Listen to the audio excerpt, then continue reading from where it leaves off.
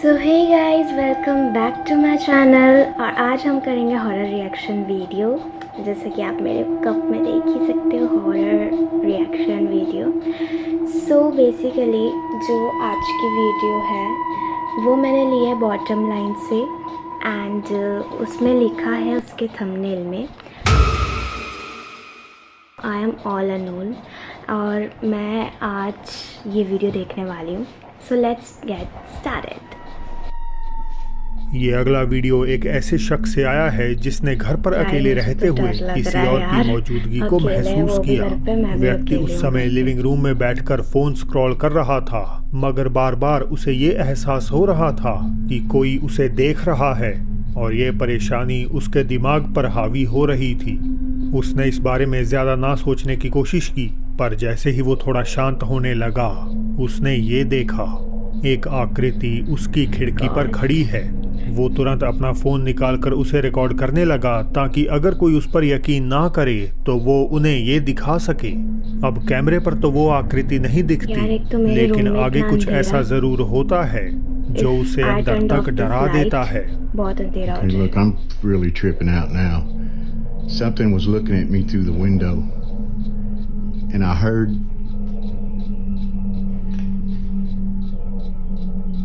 वो वहाँ पे सच में कुछ I'm freaking है। the fuck out. गॉड, मुझे उसकी आईज दिख रही है यार,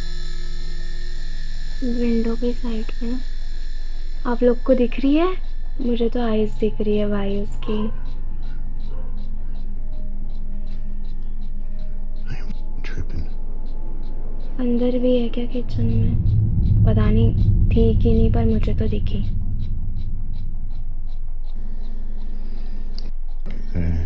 यार ये जाता क्यों नहीं उस घर से? भाई कुछ है तो निकल जा भाई घर से। There's something in this house.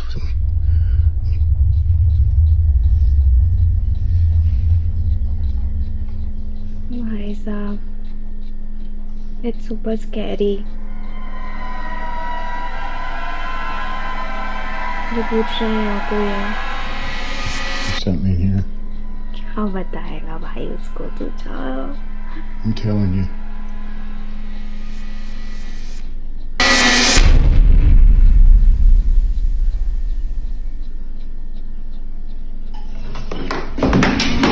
No.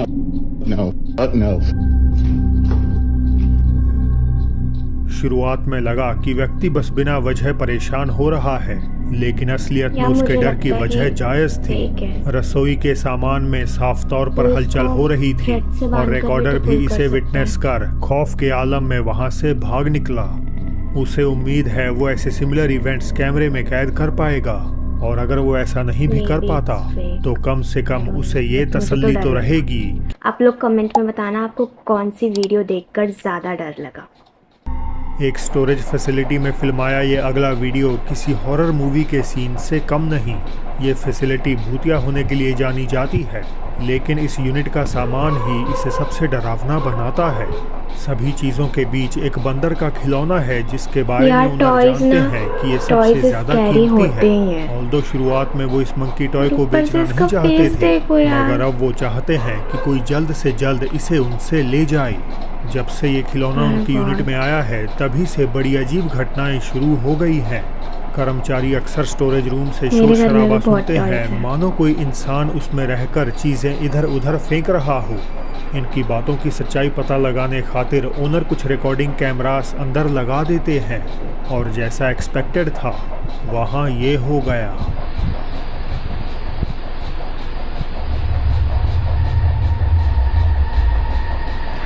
Oh my God, ये खड़ा हो गया है, ये खड़ा हो गया है, ये खड़ा हो गया है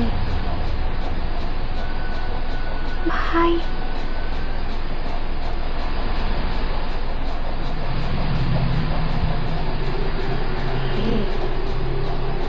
इट्स स्कैरी ब्रो। जैसा कि मैंने कहा, किसी हॉरर फिल्म से सीधे निकले सीन की तरह खिलौना अपने आप हिल रहा है। स्टोरेज यूनिट के एम्प्लॉयज भी उतना ही ज्यादा डरे हुए थे जितना कि उनका मालिक। इस डरावनी घटना के बाद ओनर का मानना है कि शायद ये पुरानी डॉल श्रापित है या इससे हो कोई सकता है भाई, सुपरनैचुरल एंटिटी हो जुड़ी हुई सकता है। ताइयुआन चाइना के बाहरी इलाके में ऐसी इमारत मौजूद है जो सालों से देखो, खंडर पड़ी है abandoned जगह और पर लोकली उसे भूत लौचा दीदी होते फार्म हैं। यानी राक्षस This का is घर true। कहा और जाता कैमरे का जो है। माना कैप्चर होता जाता है ना, कि उसमें यहाँ भी जो रहने दिखता वाली है फैमिली वो भी चाइनीज सच ब्लैक है। मैजिक, जिसे कू भी कहते हैं, मासूम लोगों पर अंजाम देती थी ताकि वो खुद को शक्तिशाली बना सकें। अपेरेंटली ऐसे ही एक बार जादू के दौरान उनका रिचुअल उल्टा पड़ गया और सारी कमेंट इफ फैमिली यू रातों वांट रात कि मैं गायब हो रिचुअल्स गई। करूं। ज्यादातर शहरियों का मानना है कि वो लौचा डीमन की पूजा करते थे और वही उन्हें अपने साथ ले गया, जबकि कईयों के मुताबिक उनकी आत्माएं आज भी इस बिल्डिंग को हॉन्ट करती हैं। इन्हीं बातों का सच पता लगाने anonymous ghost hunter MQ studio लौचा दीदी फांग में इन्वेस्टिगेट करने जाते हैं।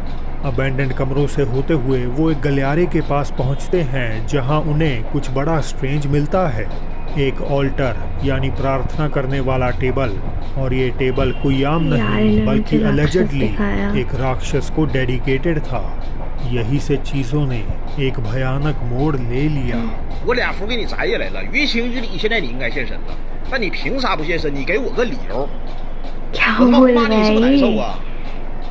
你晚上给你嘎，你刚要吓唬人，来10多个小孩把你吓唬死，让你天天鸡犬不宁，不得安宁，让你在这地方永远都是给这里边各种被折磨。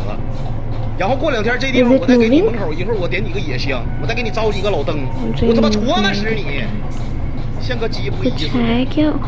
ओह माय गॉड, किसी का मुंडी है, किसी का मुंडी गायब हो गया, गायब हो गया। 我知道错了。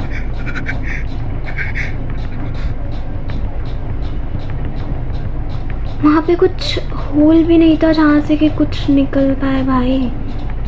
That was genuinely bro, that was true, real। 我去！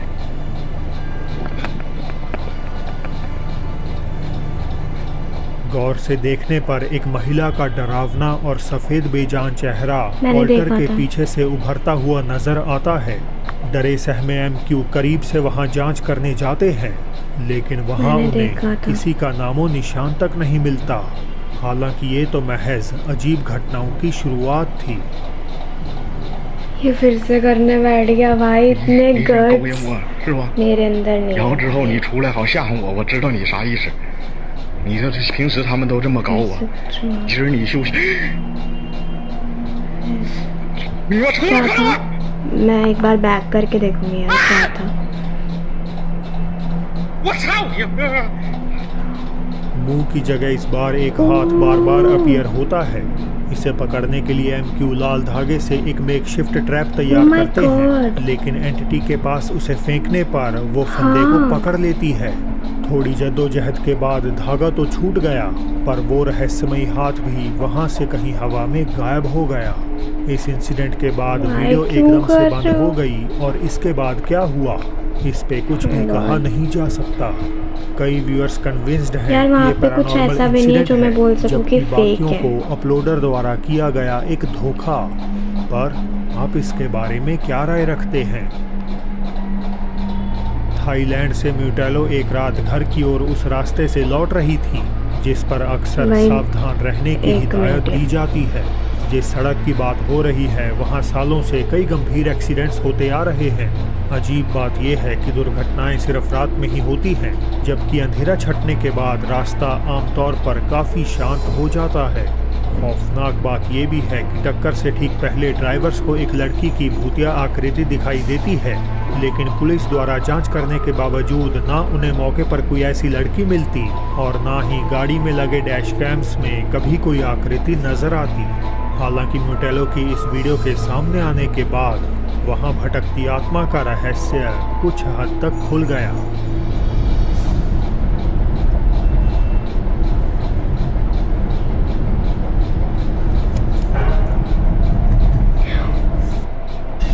someone was there. हवा से एक बेजान सी आकृति सामने अपीयर हो गई और उससे टकरा जाने के डर से म्यूटेलो अपनी राह से थोड़ा भटक गई। इस फिगर का रंग पीला है और कुछ हद तक वो ट्रांसपेरेंट दिखाई देती है, पर यह आत्मा किसकी है?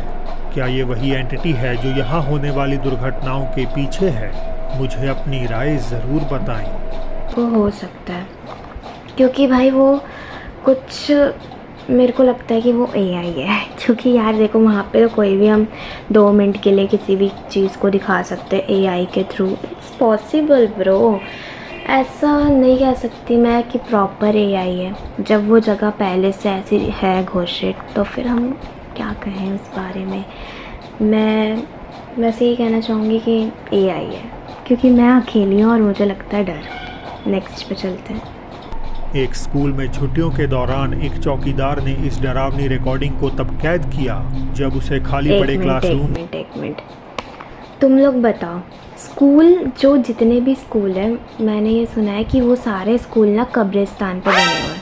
अब तुम लोग बताओ कि बने हैं कि नहीं बने हैं, क्योंकि भाई मुझे तो लगता है कि किसी भी स्कूल में रात को जाएंगे ना, तो पक्का हमें कोई ना कोई एंटिटी, कोई ना कोई स्पिरिट हमें मिल ही जाएगी। जेन्युइनली ब्रो, सारे स्कूल बने हैं भाई कब्रिस्तान पे। अब देखते इस स्कूल में क्या हुआ है। से कुछ ऐसी आवाजें सुनाई देने लगी।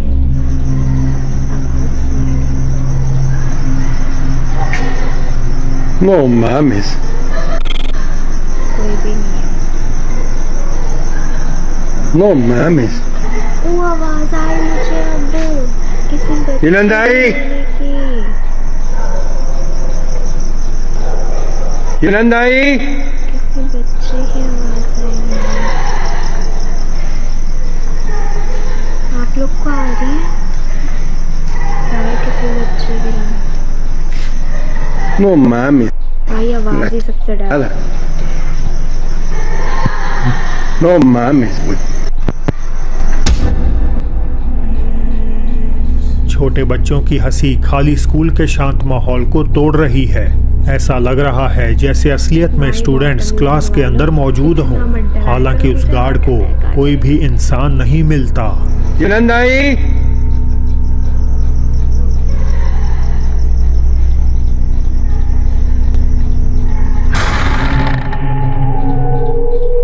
पैरानॉर्मल थ्योरीज के अनुसार जब किसी जगह पर कोई त्रासदी या इंटेंस इमोशनल घटना होती है, तो उसमें मरने वाले लोगों की एनर्जीज एक लूप में फंसकर बार बार खुद को दोहराती हैं, फिर चाहे वो आवाज हो या कुछ और।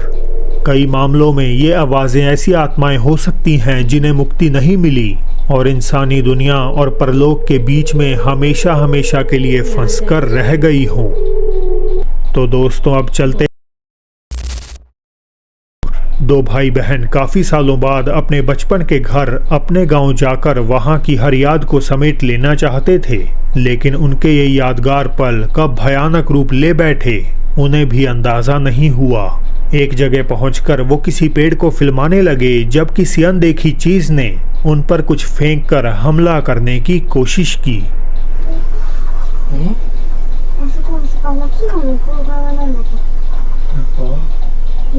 मुझे कुछ नहीं दिख रहा है। पेड़ ही पेड़ है, पेड़ की शेड है, मुझे कुछ नहीं दिख रहा है। इतने रिपीट करके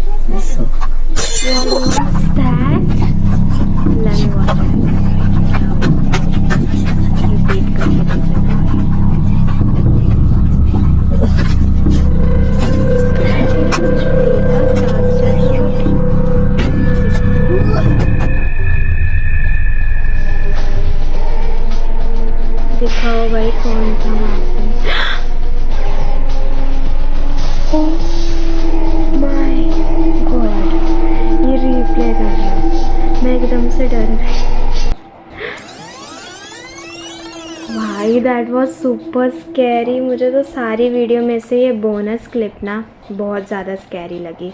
आप लोग बताना कि आप लोग को कौन